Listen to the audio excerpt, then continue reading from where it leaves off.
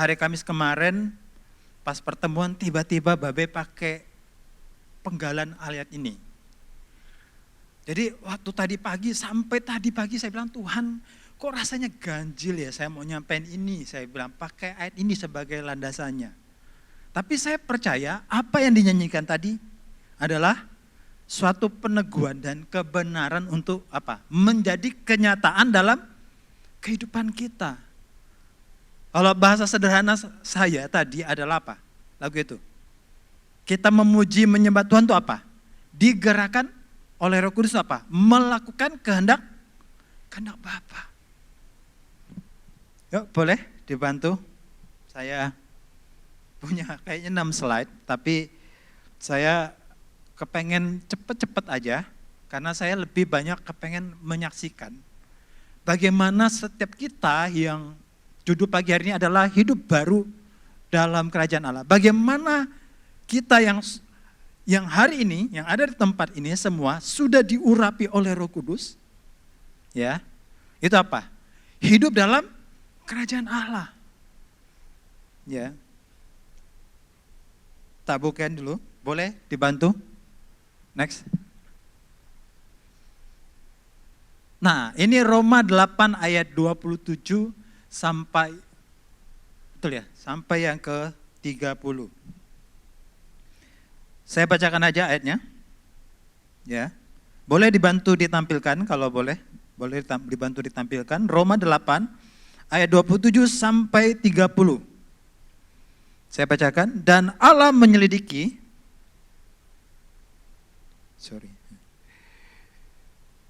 Ya, boleh ditampilkan, boleh dibantu biar jemaat boleh lihat.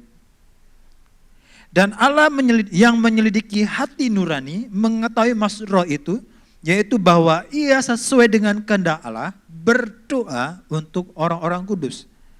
Kita tahu sekarang bahwa Allah turut bekerja dalam segala sesuatu untuk mendatangkan kebaikan bagi mereka yang mengasihi Dia, yaitu bagi mereka yang terpanggil sesuai dengan rencana Allah. Sebab semua orang yang dipilihnya dari semula, mereka juga ditentukannya dari semula untuk menjadi serupa dengan gambaran anaknya.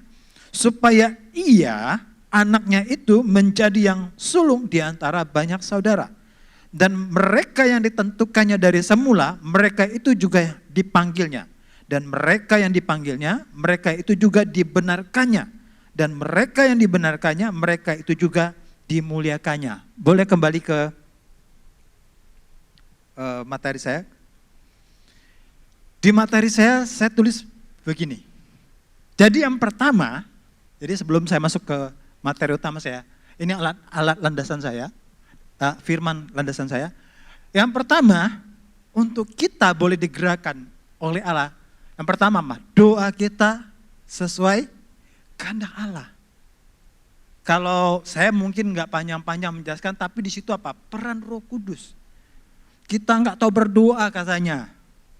Terus Roh Kudus menggerakkan kita berdoa, maka doa kita akan sesuai dengan kehendak Allah. Ini saya nggak bicara tentang bahasa lidah ya, tapi doa yang didorong di dalam nuranimu oleh Roh Kudus.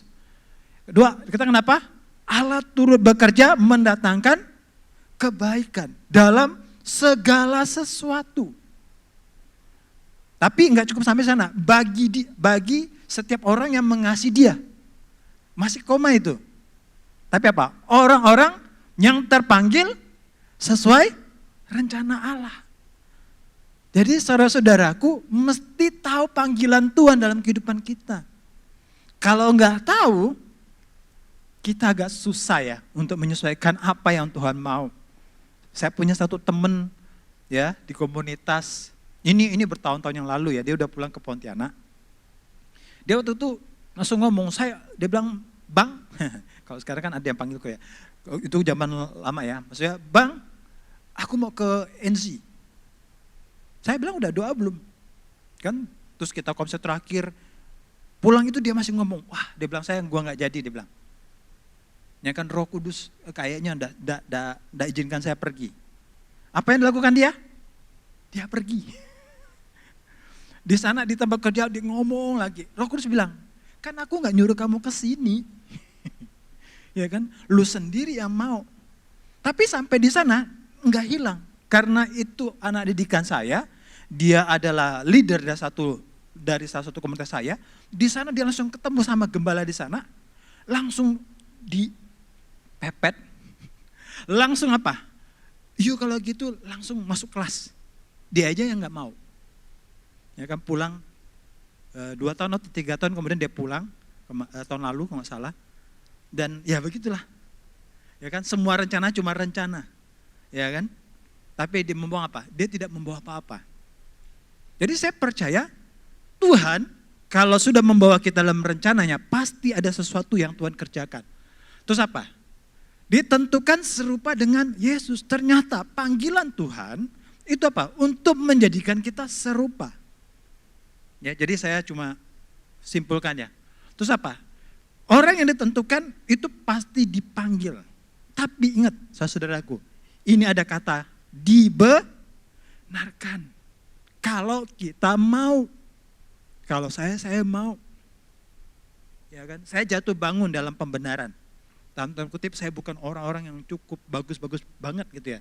Tapi saya mau dibenarkan sampai hari ini. Terus apa yang terakhir? Dimuliakan. Next. Nah, saya mau bicara tentang kerajaan Allah dulu. Apa itu kerajaan Allah? Saya cuma mengambil 2 statement ini ya dalam firman Tuhan. 2 bagian firman Tuhan ini saja yang saya jadikan landasan. Apa itu firman Tuhan? Kerajaan Allah bukanlah soal makanan, minuman, tetapi soal kebenaran, damai sejahtera, sukacita oleh Roh Kudus. Jadi yang pertama kebenaran, yaitu firman. Maka di gereja kita apa? TTS. Kalau saya menggunakan TTS itu agak beda ya, mungkin ya di pandangan beberapa orang agak beda. Saya dahulukan dulu apa? Taat pada kebenaran. Maka kita baru bisa tunduk pada otoritas. Maka ada apa? Setia pada komitmen. Yang kedua apa? Sebab kerajaan Allah bukan terdiri dari perkataan tetapi dari kuasa. Ya, ketika kita dalam kerajaan Allah ataupun kebenaran, damai sejahtera, sukacita, itu bukan cuma ngomong. Tapi ada power, ada tindakan, ada sesuatu yang kita digerakkan oleh Roh Kudus apa? Untuk mengerjakannya. Jadi bukan kita lagi, melainkan apa? Roh yang di dalam kita. Next. Nah, tadi saya bilang hidup baru. Nah, saya mau bawa pendek-pendek aja ya, karena saya lebih banyak kepada kesaksian ya. Jadi hidup baru. Apa itu hidup baru? Yang pertama yang di dalam pemikiran saya yang Tuhan taruhkan yaitu dalam Yohanes 3 ayat 3, 5 sampai 8 sebenarnya. Ayat 3, 5, 6, 7 dan 8. Tapi yang pertama dilahirkan kembali. Ini percakapan Nikodemus sama Tuhan Yesus. Terus si Nikodemus ini mungkin anggaplah kayak ya mungkin pendeta, ya bukan pendeta ya, itu teolog. Dia teolog. Seorang yang ngerti firman Tuhan. Terus dia bilang, apa itu lahir kembali? Dia bilang, gimana aku mau lahir kembali? Masuk aku ke rahim mamaku lagi kah? Dia bilang dia. Ya kan, udah gede gitu masuk lagi kah? Dia bilang, waduh, dia bilang, aku susah ngomongnya kalau Tuhan Yesus. Dia bilang, aku mau ngomong hal-hal yang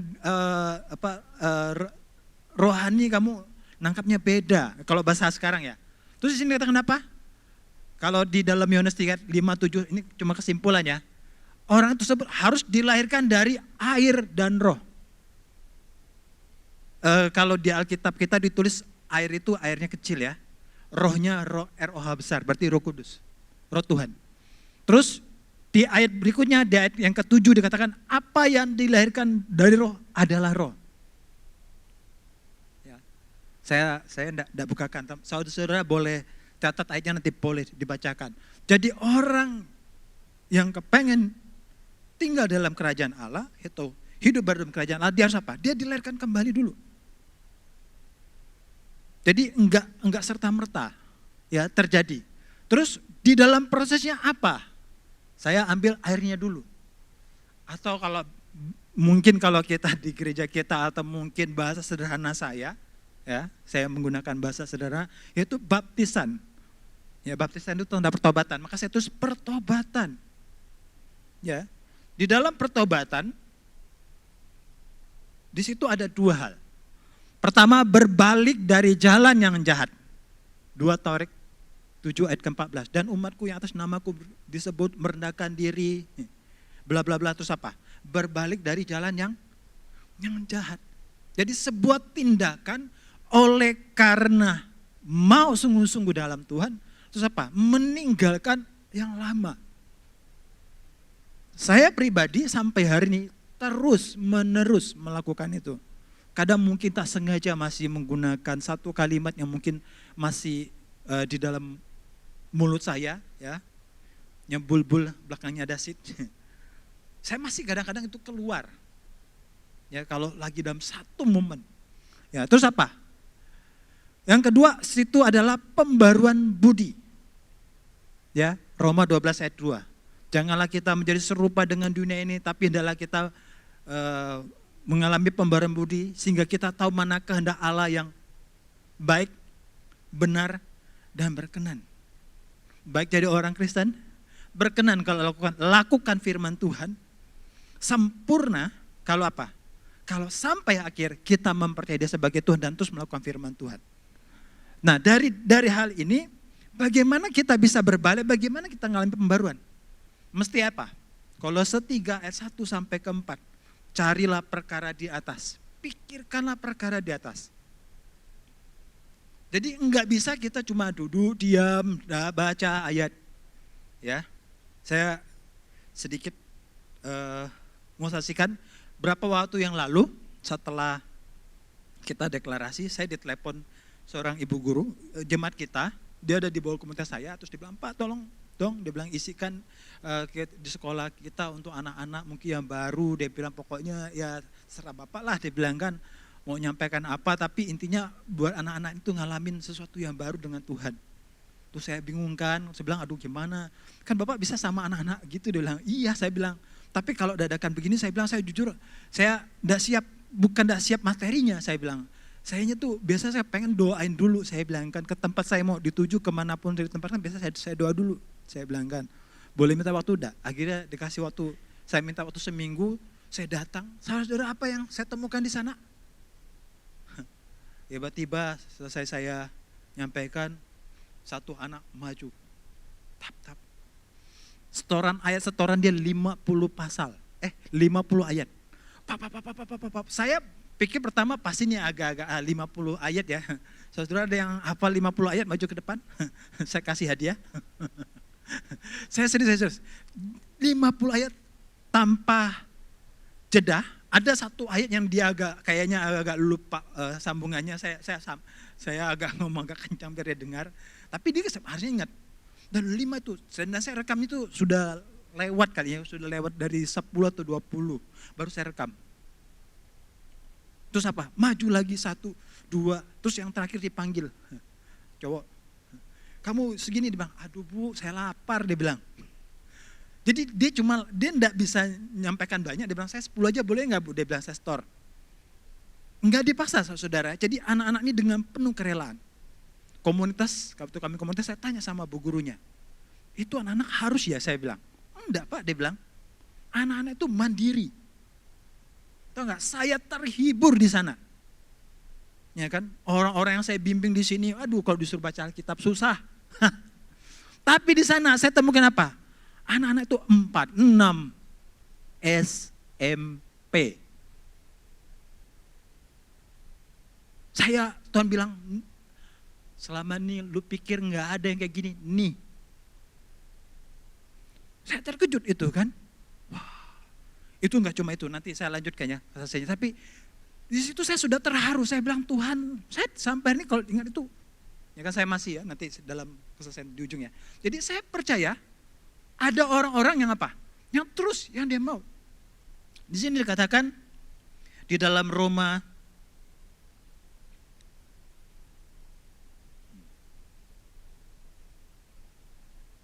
Saya bacakan dalam Roma 10 ayat 17.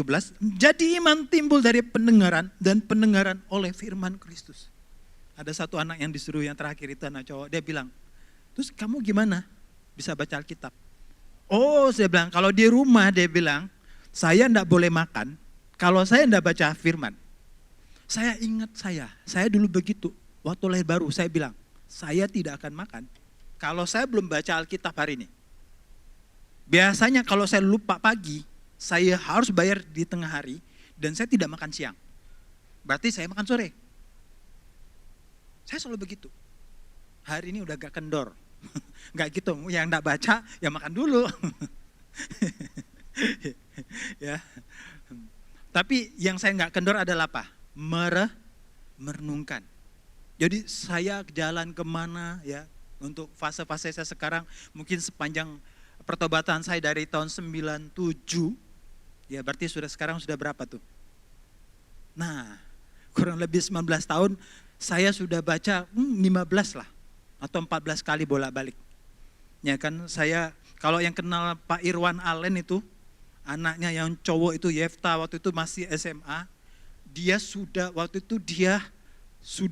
kali atau 3 kali dia bilang, dia cerita karena dia pemuritan SMK, dia bilang yang kedua kali dia bilang beda. Jadi dia dapat pemahaman. Yang ketiga kali beda lagi. Padahal ayatnya sama. Itu firman yang hidup. Nah di sini kan apa? Jadi iman timbul dari pendengaran dan pendengaran oleh firman Kristus. Firman Kristus. Kristus itu diurapi. Firman yang hidup, yang bukan tulisan. Ya kan? Kan kalau di dalam 2 Korintus 3, 4-6 itu apa? Itu tulisan.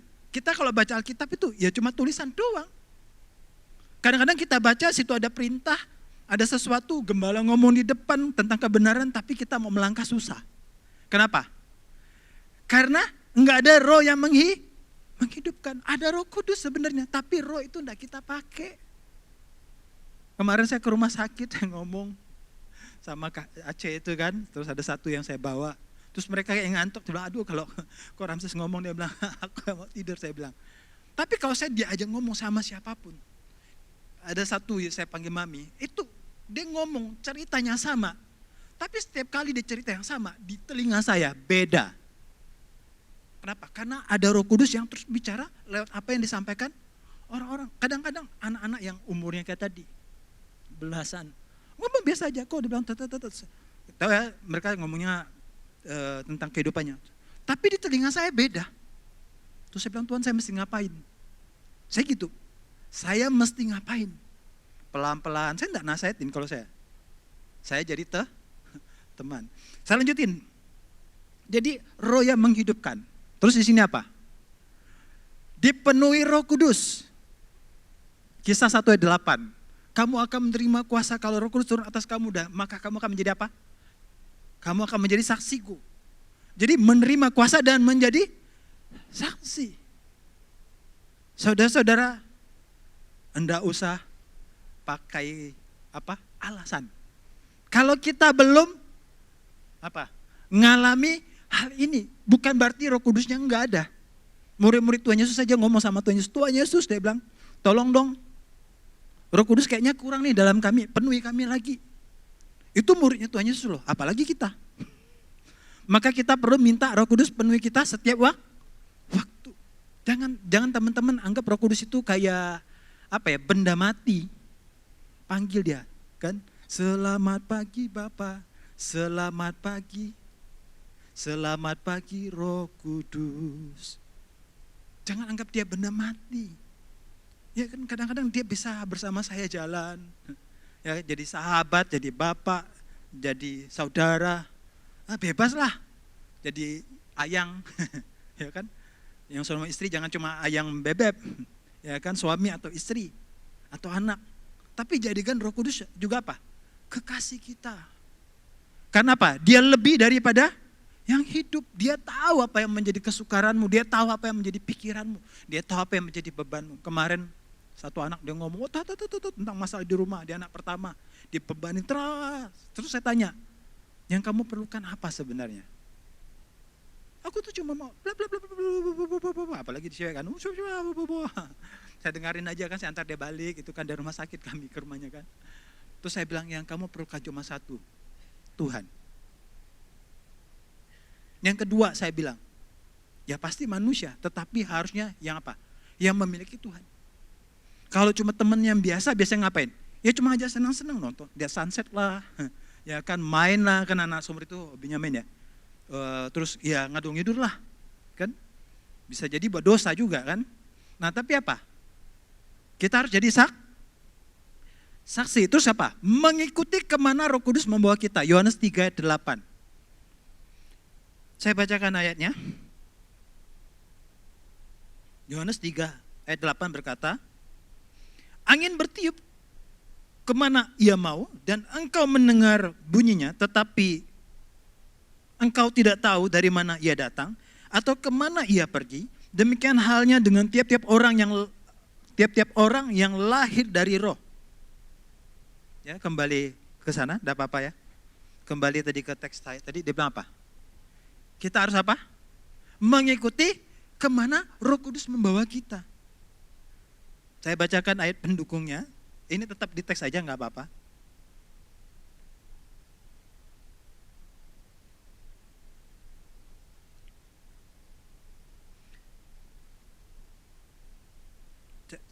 Jadi yang pertama-tama dulu tadi saya mau kembali sedikit ke atas gitu kan. Kenapa kita tak bisa mengalami sebuah pembaruan?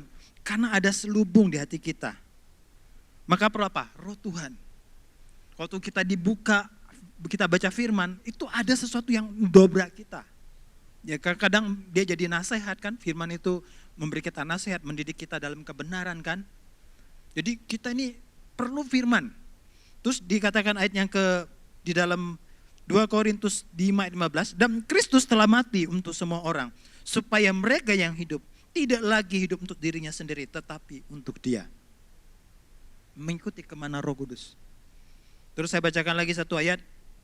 Ya, sesungguhnya jikalau biji gandum tidak jatuh ke dalam tanah dan mati, ia tetap satu biji saja. Tetapi jika ia mati, ia akan menghasilkan banyak buah. Tuhan mau kita matikan diri kita. Terus saya lanjutkan lagi.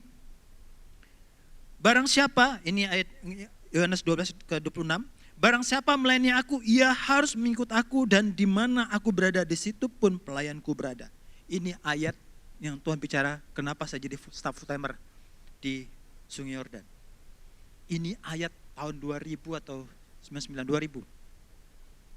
Begitu saya dapat ini, saya telepon waktu itu saya masih manggil Babe itu Bapak.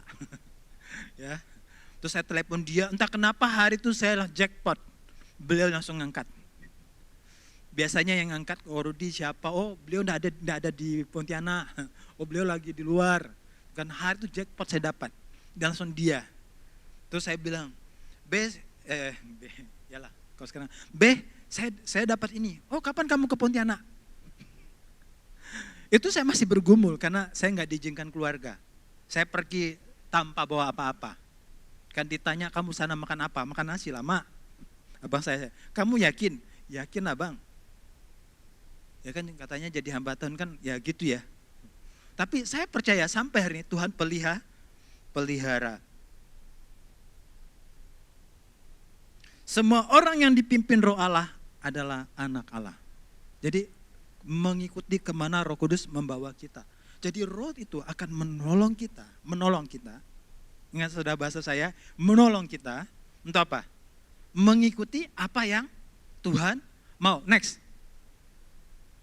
Nah, untuk apa kita tadi dilahirkan kembali? Untuk kita menjadi manusia baru. Caranya apa? Menanggalkan manusia lama. Kolose 3:5, matikanlah segala sesuatu yang duniawi. Hawa nafsu, marah, geram, fitnah, ya kan?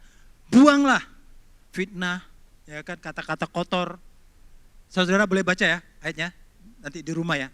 Terus yang terakhir dikatakan apa? Jangannya saling mendustai dan tanggalkanlah manusia lama. Terus apa? Kenakanlah manusia baru yang terus menerus diperbarui untuk apa? Agar kita memiliki pengetahuan yang benar menurut gambar Khalifnya.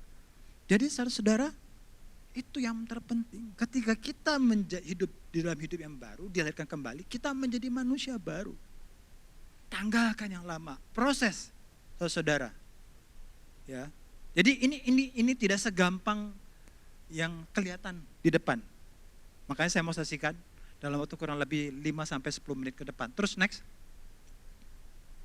Nah, ini tandanya kalau kita benar-benar sudah hidup baru. Maka saya katakan hidup baru dalam kerajaan Allah. Apa tandanya? Kenakanlah belas kasihan. Susah yang ini. Saudara, kita taunya ngapain biasanya?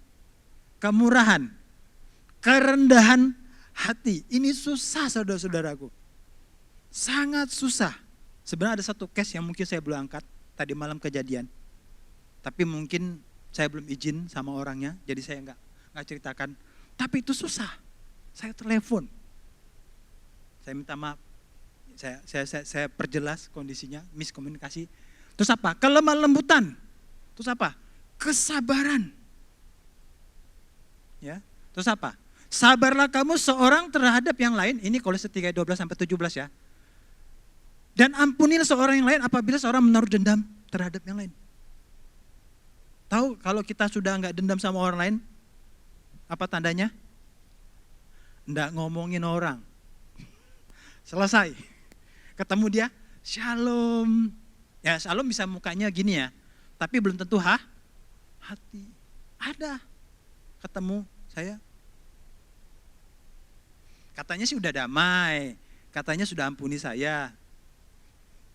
Ya saya sih nggak masalah ya, karena saya tetap damai di hati saya. Terus apa? Hendaklah kenakanlah kasih sebagai pengikat yang mempersatukan dan yang menyempurnakan. Kenakan saudara, nggak gampang. Pedang menajamkan pedang, manusia menajamkan manusia. Kadang-kadang dalam pelayanan, dalam kehidupan rumah tangga, dengan anak ya, mungkin termasuk anak ya. Terus apa? Mungkin dengan teman, dengan saudara kandung. Saudara, saya pernah cerita ya, ada semimbar ya. Gimana keluarga saya ya. Terus apa? Pokoknya dengan banyak lah, dimanapun kita tinggal. Apa? Kenakanlah kasih sebagai pengikat. Terus yang keempat, hendaklah damai sejahtera Kristus memerintah dalam hati. Tidak apa? Harus damai yang memerintah, bukan ego, bukan emosi, bukan apa lagi? Bukan maunya sendiri. Bukan merasa paling benar, bukan merasa paling berjasa. Atau, wah ini hebat nih, aku yang pelayanan, aku yang bimbing dia, ya kan? Terus apa? Bela diri. Nanti saya ceritakan ya. Hendaklah perkataan Kristus diam dengan segala kekayaannya di antara kamu. Berarti firman. Diam dengan segala kekayaan. Maksudnya apa? Setiap firman itu memiliki nilai. Dan nilainya semakin meningkat. Firman yang sama. Makanya firman Tuhan katakan apa? Janganlah kamu menjual kebenaran tetapi beli. Belilah kebenaran. Kata beli itu kalau kita melakukan sesuatu atau kita belum pernah, terus kita baca, yuk kita lakukan. Jadi jangan cuma didengar, ada ayat 1, saya lupa bacakan, tapi apa? Kita tidak menjadi pelaku. Harusnya apa? Waktu kita dengar, harus jadi pelaku. Terus yang terakhir, segala sesuatu yang kamu lakukan dengan perkataan atau perbuatan, lakukanlah semuanya itu dalam nama Tuhan Yesus. Apapun juga yang kamu perbuatlah seperti untuk Tuhan. Saudara-saudara, kalau lihat saya di sini, kayaknya gampang. Tapi dalam perjalanan hidup saya enggak gampangan. Tahun 2005 kita waktu itu, jadi saya ingat momen saya di sana itu setelah saya berapa bulan di sana, kita ada mencapai puncak pertama. Waktu saya dikirim di sana itu dengan sebuah tanda petik. Ada yang enggak bagus. Jadi saya dikirim ke sana. Ada sih yang lain dikirim, tapi mereka menolak secara halus, kasih alasan.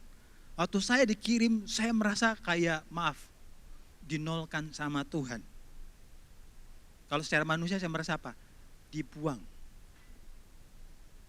Di depan gembala mungkin nonton pada waktu itu.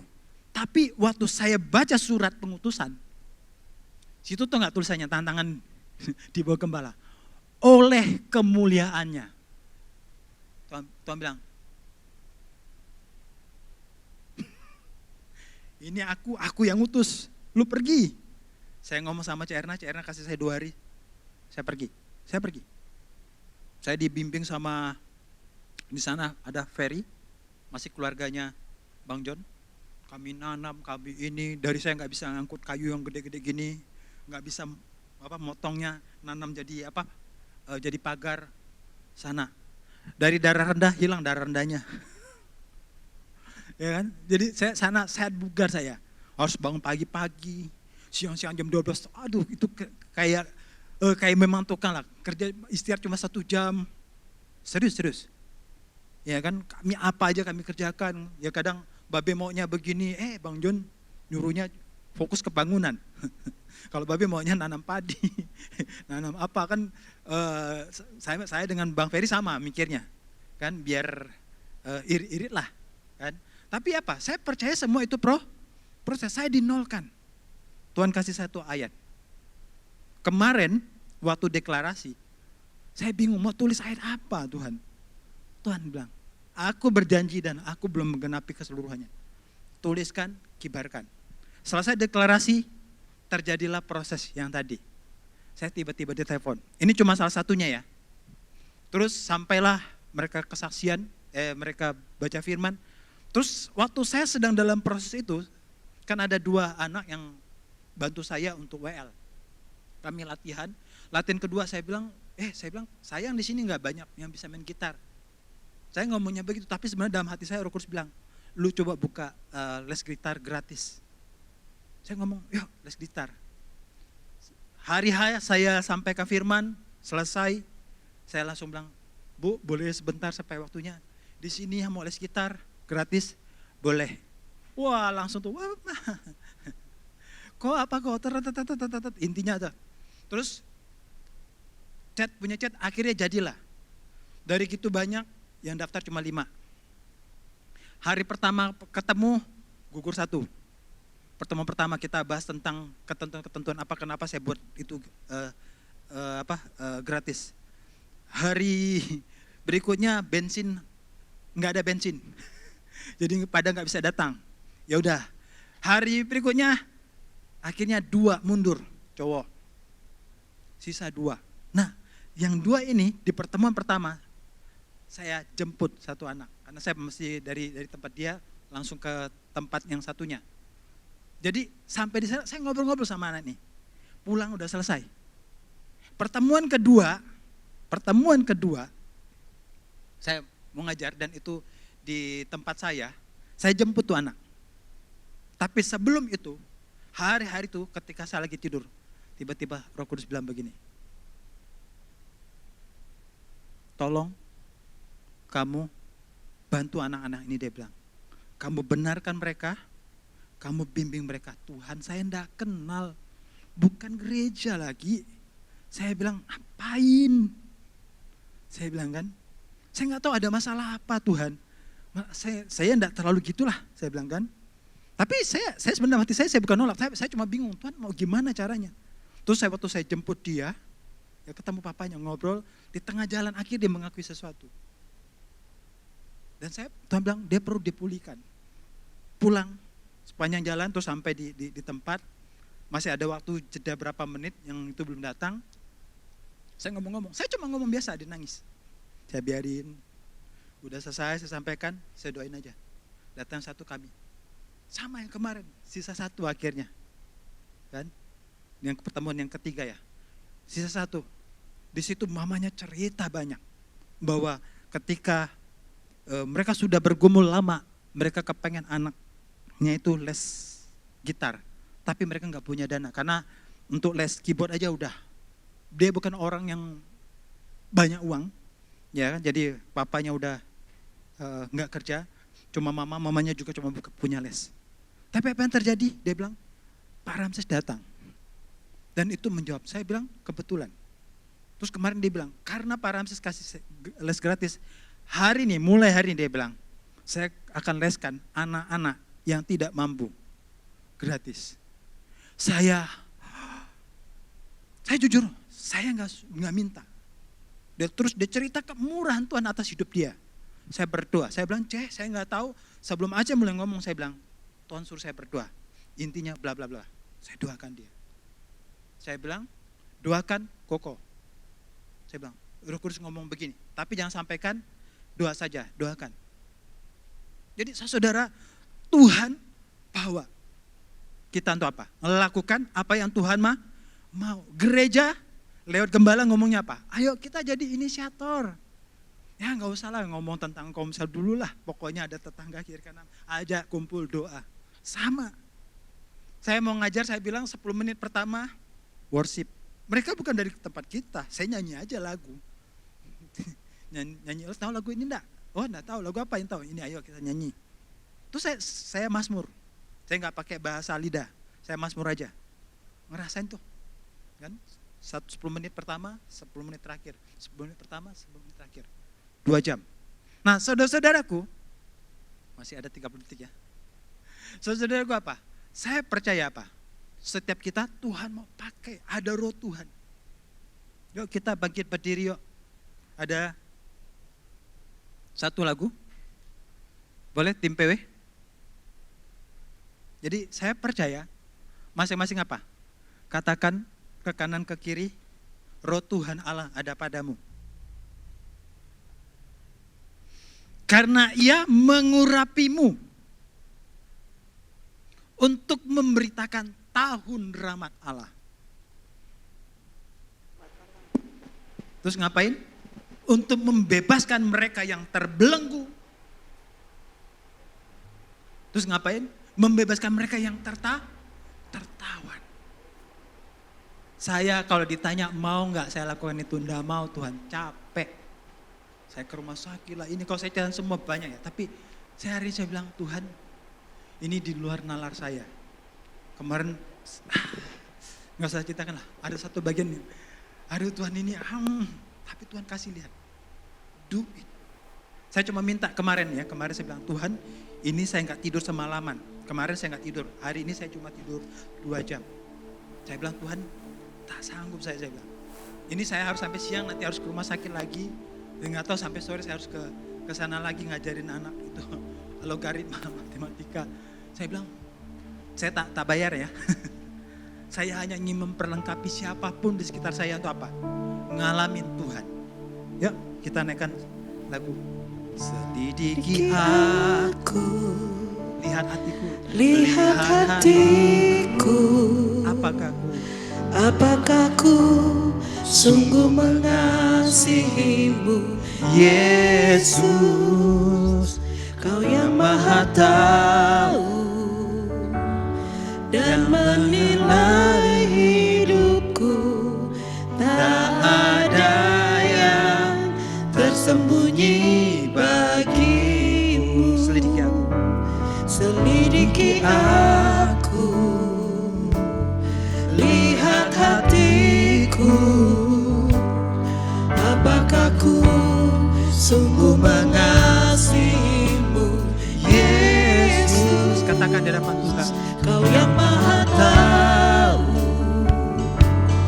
dan menilai hidupku, tak ada yang tersembunyi bagimu. katakan. Telah kulihat kebaikanmu yang tak pernah habis di hidupku. Ku berjuang sampai akhirnya Kau dapati aku tetap setia. Yuk kita dari awal kita katakan, jadikan pujian ini sebagai doa di hadapan Tuhan. Selidiki aku, lihat hatiku, Apakah ku sungguh mengasihimu, Yesus? Kau yang Maha Tahu, yang menilai hidupku. Tak ada yang tersembunyi bagimu. Telah kulihat kebaikanmu yang tak pernah habis di hidupku. Ku berjuang sampai akhirnya kau dapati aku tetap setia. Aku lihat kebaikanmu yang tak pernah habis di hidupku. Ku berjuang sampai akhirnya kau dapati aku tetap setia. Kau dapati. Kau dapati aku tetap setia. Kau dapati aku tetap setia. Tuhan, demikian setiap kami yang hadir. Hamba-Mu terbatas, tetapi Roh-Mu yang tak terbatas mengurapi setiap umat-Mu Tuhan. Bangkitkan mereka menjadi orang-orang yang mau mengikuti kemanapun Roh-Mu yang membawa Tuhan. Hati mereka terikat, terpikat. Hati mereka yang terselubung dibukakan oleh karena kebenaran-Mu yang memerdekakan. Kuasa-Mu bekerja Tuhan, dan mereka menjadi saksi-Mu Tuhan. Dimanapun mereka ditempatkan Tuhan. Berkati keluarga mereka, berkati Tuhan dalam seluruh keberadaan mereka. Firman-Mu Tuhan menjadi landasan. Biar mereka diberkati Tuhan. Firman-Mu itu menjadi benih yang subur di tanah yang subur di hati mereka. Dan berbuah 100 kali lipat Tuhan. Dan hamba serahkan Tuhan. Hamba percaya Tuhan, apa yang hamba sampaikan adalah kebenaran. Dan kebenaran-Mu memberkati setiap kami. Terima kasih Bapa. Dalam nama Tuhan Yesus. Haleluya.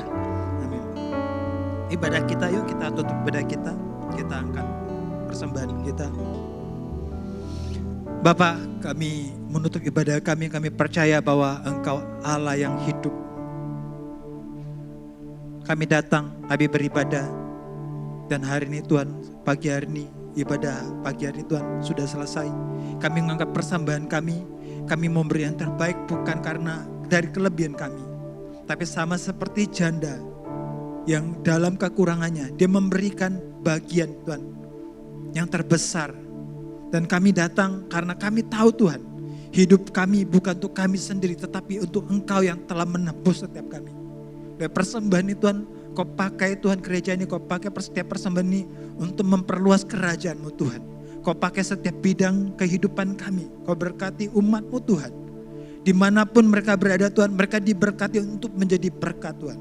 Dan oleh karena Tuhan, hamba tutup Tuhan ibadah ini di dalam nama Yesus Kristus Tuhan. Biarlah kasih karunia, kasih setia, kebajikan, kemurahan, pertolongan oleh Roh-Mu yang kudus di dalam nama Yesus Kristus menyertai kami dari sekarang sampai kedatangan kedua kali. Di dalam nama Yesus. Haleluya. Amin. Selamat hari Minggu, Tuhan Yesus memberkati.